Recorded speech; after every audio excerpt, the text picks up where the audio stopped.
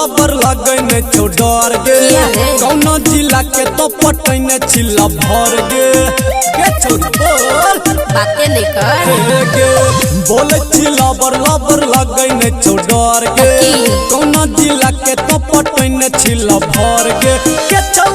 दादा ये कने चाही पादा बोले दिल के कनेक्शन केकरा संग छ करे से करे के मन छे छोरा डीजे वाला हमारा पसंद छे शादी करे से करे के मन छे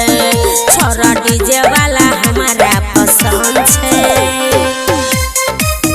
छोरा डीजे वाला हमारा पसंद छे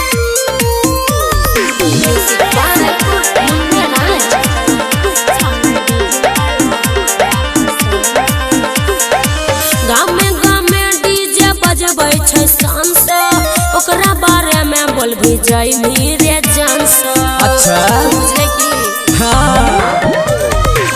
कर छही जब इतना बधाई गे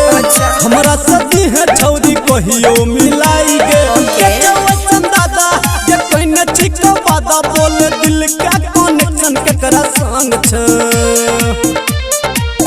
शादी करे से करे के मन छे छोरा डीजे वाला हमारा पसंद छे शादी करे से करे के मन छे छोरा डीजे वाला हमारा पसंद छे छोरा डीजे वाला हमारा पसंद छे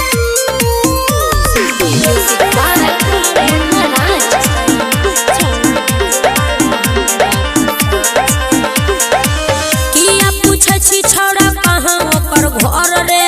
बोले न क्या गो के केल को मर्डर रे बोले पूछबो बेगूसराय पद हमरो छ घर गे लगै न छिक छौरी केकरो से डर गे चौसन दादा के कोई न छिक वादा बोल दिल का कनेक्शन केकरा संग छ शादी करे से करे के मन छे छोरा डीजे वाला हमारा पसंद छे शादी करे से करे के मन छे छोरा डीजे वाला हमारा पसंद छे सब बेस्ट छे रे। Anurag digital recording studio Begusarai.